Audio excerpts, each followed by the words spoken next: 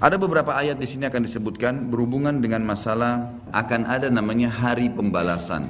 Ada hari di mana kiamat terjadi, artinya habis semuanya. Semua yang kita lihat dan kita tidak lihat di langit, di bumi, di kedalaman lautan, semuanya akan habis. Ada saatnya di mana ajalnya datang, semuanya akan hancur dan terjadilah kiamat. Kiamat ini akan terjadi bila diikuti dengan beberapa tanda-tanda sebelumnya, baik tanda-tanda kecil ataupun tanda-tanda besar. Jadi tanda-tanda kiamat itu ada besar ada kecil. Tentu kalau tanda-tanda kiamat kecil banyak sekali. Di antaranya hadis riwayat Muslimnya juga yang berbunyi, kata Nabi SAW, hitunglah 6 tanda-tanda kiamat, ini kecil. Lahirnya aku, diutusnya aku dan meninggalnya aku. Berarti sudah ada 3 dan sudah terjadi.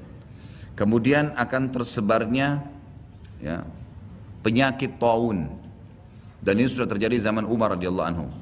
Terbebasnya Palestina di zaman Umar radhiyallahu anhu, gitu kan. Kemudian pembebasan negeri Persia terjadi di zaman Umar radhiyallahu anhu, berkumpul semua itu. Jadi 6 tanda-tanda ini sudah kelihatan semuanya. Tanda-tanda kiamat yang kecil sudah terjadi, ada yang sedang terjadi sekarang dan ada yang belum terjadi. Kalau yang sedang terjadi seperti misalnya hadis Nabi SAW yang berbunyi, tidak akan terjadi kiamat sampai orang-orang mengganti nama-nama minuman keras dengan nama-nama lain. Contoh, seperti sekarang misalnya menggantinya dengan istilah-istilah lain. Ya nama inilah, ya merek itulah, ya cuman sekian 5% alkoholnya dan seterusnya. Hadis yang lain, tidak akan terjadi kiamat sampai zina tersebar, dianggap biasa, dan juga banyaknya laki-laki yang menyerupai perempuan. Dan juga minuman keras dianggap sebagai minuman yang biasa. Hadis sahih semuanya. Jadi ini semua kita lihat depan mata kita, sedang terjadi. Ya, sedang terjadi. Kemudian yang belum terjadi itu seperti misalnya kalau tanda-tanda kiamat kecil terakhir sekali namanya Malhamah Kubra, peperangan besar antara kaum muslimin dengan orang-orang Nasrani. Yang ini disebutkan panjang lebar dalam hadis Bukhari, lebih dari 3 lembar kalau tidak salah. Hadis ini berbunyi, kata Nabi SAW, kalian akan bersatu dengan Bani Asfar. Bani Asfar ini sebenarnya lebih tepatnya orang-orang Rum, ya, orang-orang Nasrani. Mereka akan bersatu, kalian akan bersatu dengan mereka untuk memerangi satu kaum, tapi tidak disebutkan kaum ini siapa. Yang jelas kita akan bersatu satu waktu dengan kelompok-kelompok Nasrani ini, kemudian kita bersatu memerangi satu kaum. Allahu alam siapa mereka. Sebagian ulama beristihad mengatakan komunis, ada yang mengatakan kapitalis dan segala macam istilah, tapi kita beriman bahwasanya itu akan terjadi. Ringkas cerita, kalian akan memenangkan peperangan, pasukan tahaluf ini, sekutu ini akan menang. Kemudian setelah itu bubarlah semua pasukan dan tersisa pasukan di negeri Syam. Dan dari hadis ini juga ulama sekarang mengatakan kasus Syria ini akan berakhir dengan sendirinya. Karena memang hadis ini menjelaskan adanya ketentraman di negeri Syam, ya, sebelum terjadi tanda-tanda kiamat besar. Pada saat itu pasukan muslimin ya, sedang pulang ke negeri Syam bersama dengan pasukan Bani Asfar ini, ya, suku yang dikatakan dari bangsa Romawi. Kemudian mereka mengangkat bendera salib sambil mengayunkan dan mengatakan kamilah yang telah memenangkan peperangan ini. Maksudnya kekuatan Nasrani. Maka yang muslim sempat teman-teman mereka mengatakan ini kan kita sekutu. Bagaimana caranya kalian mengaku ya memenangkan sendiri? Terjadi cekcok di antara mereka. Lalu kata Nabi SAW, akhirnya segelintir muslimin yang ada di situ Allah karuniakan mereka mati syahid, terbunuh semua. Lalu hari kedua beberapa muslimin bersatu untuk ya berperang dan mereka juga dikaruniakan Allah mati syahid. Hari ketiga berkumpul lagi muslimin untuk mereka berpegang pada satu kesepakatan untuk tidak akan membiarkan bahwasanya orang-orang Nasrani menganggap menang sendiri. Maka akhirnya hari ketiga pun mereka diikram oleh Allah, dikaruniakan syahadah, mati syahid. Nanti hari keempat barulah berkumpul seluruh muslimin dari seluruh penjuru bumi. Lalu terjadilah perang besar antara kalian dengan Bani Ahmar dan mereka dibawa naungan 80 bendera. Sebagian ulama hadis mengatakan mereka dibawa 80 negara. Jadi perang besar-besaran. Dan di dalam kegiatan orang-orang Nasrani di sebagian pastor dan pendeta, mereka menamakan akan terjadi nanti perang salib besar, puncak daripada penentuan siapa yang menang dan siapa yang kalah. Kita sebagai orang muslim bukan sedang memicu emosi untuk mempersiapkan diri, tapi memang ini hadis Nabi SAW, wahyu yang menyampaikan.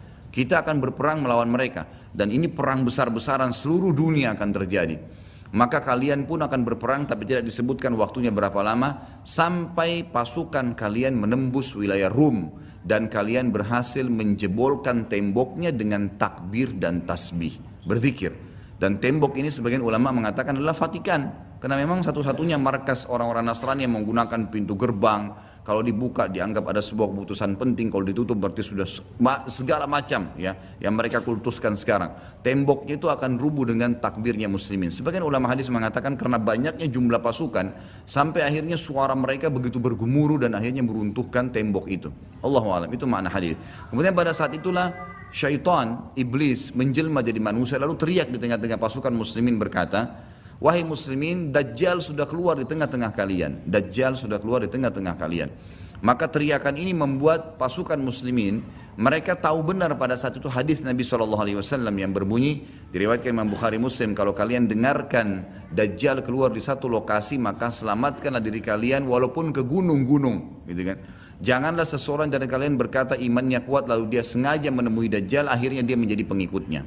Jadi para mujahidin tahu masalah itu. Mereka bukan tidak berani, tapi mereka mengikuti sabda Nabi SAW. Maka mereka pun akhirnya pada klub pulang masing-masing. Kata Nabi SAW, mereka pun bubar ke wilayah masing-masing. Pada saat mereka tiba di wilayahnya, ternyata Dajjal tidak ada. Itu berita dusta. Dan pada saat itulah Dajjal keluar. Pada saat itulah Dajjal keluar. Dan Dajjal adalah tanda-tanda kiamat besar yang pertama. Tanda-tanda kiamat besar yang pertama. Jadi ini akan terjadi.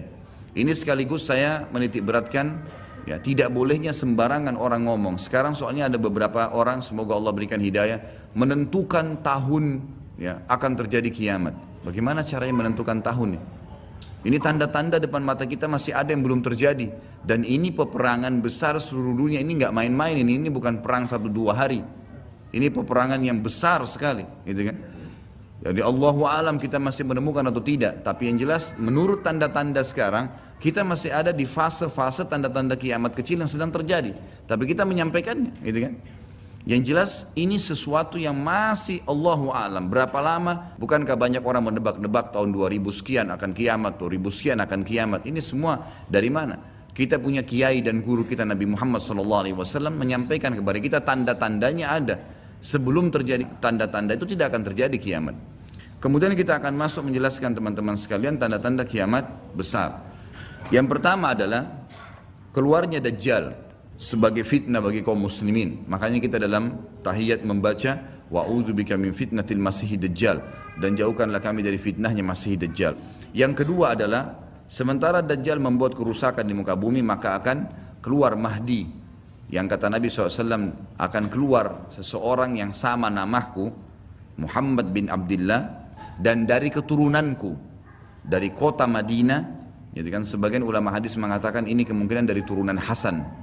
Yang ketiga akan turun Nabi Isa alaihissalam. Pada saat pasukan Mahdi sudah sampai di masjid ya, Menara Putih. Kemudian setelah itu, setelah Isa alaihissalam ya, datang turun kemudian memerangi Dajjal, datang tanda-tanda hari kiamat. Yang keempat adalah Ya'juj wa Ma'juj, dua suku yang dari anak Adam diciptakan oleh Allah Subhanahu wa taala, tapi mereka berbeda dengan kita. Mereka sangat beringas, memakan semuanya, dan mereka akan membuat kerusakan, membunuh semua yang ditemui. Kafir, beriman, tidak ada urusan. Selain mereka akan dibunuh. Ringkas cerita, mereka akan buat kerusakan dan Allahu a'lam berapa lama di situ. Dan mereka akan mati bukan dengan peperangan dengan kaum mukminin, tapi dengan doa Isa alaihissalam yang berdoa lalu Allah matikan mereka dengan satu kali mati. Kemudian Isa alaihissalam pun berdoa kepada Allah agar dihilangkan jenazah mereka karena seluruh bumi ini dipenuhi dengan jenazah mereka. Setelah berjalannya waktu, maka akan terjadi orang-orang kufur kembali kepada risalah langit. Setelah pada saat itu Isa alaihissalam sudah meninggal dunia, sudah mulai sebenarnya tentram, orang sudah mengenal Allah, tapi dengan berjalannya waktu manusia mulai lalai, mulai lagi kembali menyembah berhala, mereka lagi berbuat zina, mereka melakukan kekacauan. Maka keluar tanda-tanda kiamat besar yang kelima, yaitu keluarnya dabbah atau hewan melata. Yang hewan melata ini akan keluar dari tanah, berbentuk seperti hewan, tapi dia bisa berbicara dan dia membawa cap yang dia mencap orang beriman dan orang kafir. Setelah keluarnya dabbah, maka akan terjadi 6, 7, 8 sekaligus tanda-tanda kiamat ini, yaitu terjadinya longsor besar di wilayah timur, dan terjadi juga longsor besar. Tanda-tanda kiamat yang ketujuh itu adalah di Jazirah Arab dan juga terjadi di wilayah baratnya Jazirah Arab, yaitu wilayah Afrika, dan ini juga akan longsor besar, gitu kan. Sebelum terjadinya longsor 6, 7, 8 tadi, di seluruh muka bumi ini akan terjadi kabut yang menutupi bumi ini, dan semua dunia ini akan melihat kabut itu dalam beberapa waktu. Kemudian terjadilah tanda-tanda kiamat yang selanjutnya, yang ke-9, keluarnya api dari wilayah Aden namanya, atau wilayah padang pasirnya wilayah Aden. Aden salah satu kota di Yaman. Kemudian selanjutnya akan terbit matahari dari barat sebagaimana dia biasa terbenam dari situ.